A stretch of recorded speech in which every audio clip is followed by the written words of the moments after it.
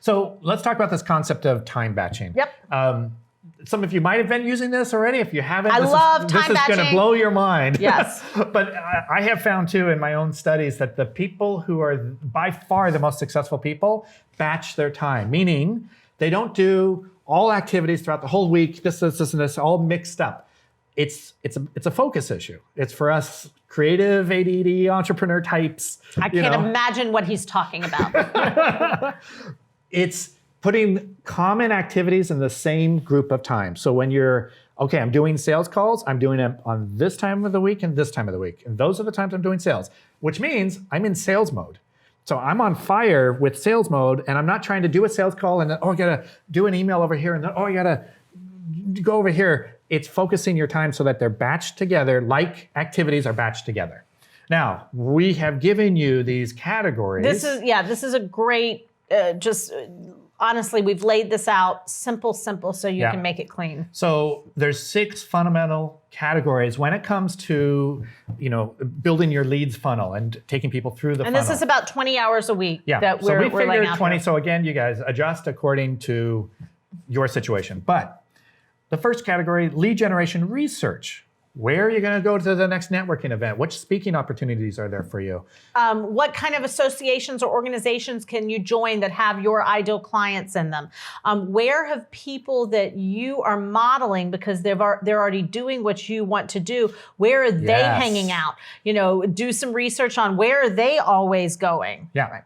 And on a 20-hour week, we're saying this is 2 hours. Yep. The next is the big one, which is your lead generation. So that is the actual act of either doing some personal outreach via email or phone call to your Rolodex to people who know you. This may encompass giving a talk, right? Going out and speaking, networking, personal emails, asking for referrals, going to if you're a life coach, going to the local yoga studio and saying, hey, every time somebody buys a yoga package from you, can I give you a gift certificate to have a session with me? If you are a financial planner, connecting with a accountant. Right, and developing that relationship so you can cross-refer to each other. Absolutely, and that's 8 hours. And then 6 hours, and this probably won't be in the beginning. So if you're just starting out and you don't have any enrollment conversations because you don't have leads happening yet, you have to add 8 plus 6, right? Which is 14. So you're doing 14 hours of lead research, lead development and activity, because until you start having the actual enrollment conversations, all of your time should be on the lead capture. Yeah. So otherwise, when things are moving, you're spending about, on a 20-hour week, 6 hours on the actual sales calls. And that's sales calls, follow-up to the sales calls, follow-up is the nurturing you need to do. Follow-up is the next category, which is 2 more hours, which are devoted to the follow-up behind it. Yeah. So really, it's 8 hours total. Sales-based activities. And then the last 2 categories, there's nurture, which is different than follow-up. Follow-up is you're doing a personal connection, following up. Yeah, nurture is just a postcard. It's sending newsletter. out to your email. Yeah.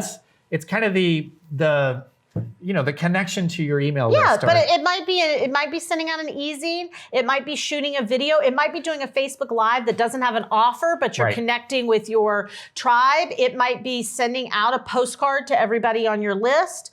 And then the last hour is lead tracking and administration.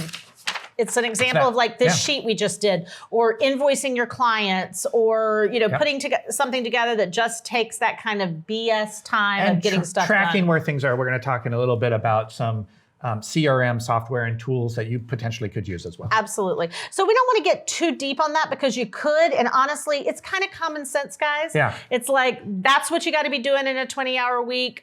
We've got an amazing graph for you, and you can see this here. I call this the squirrel catcher.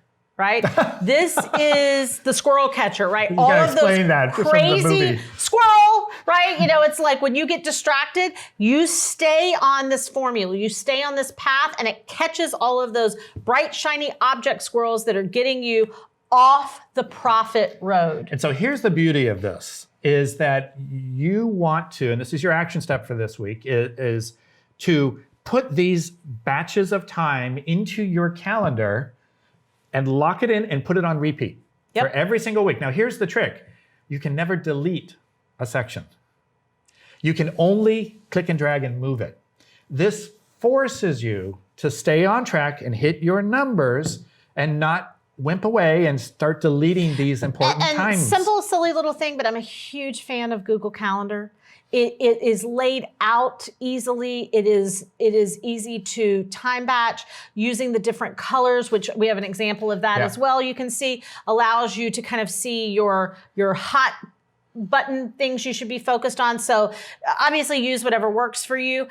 If you are someone who is really paper oriented, that's fine. there is some products out there called the Smart Journal. There's Franklin Covey. There's a million things we could talk about, but just find what works for you and commit to it. Yeah.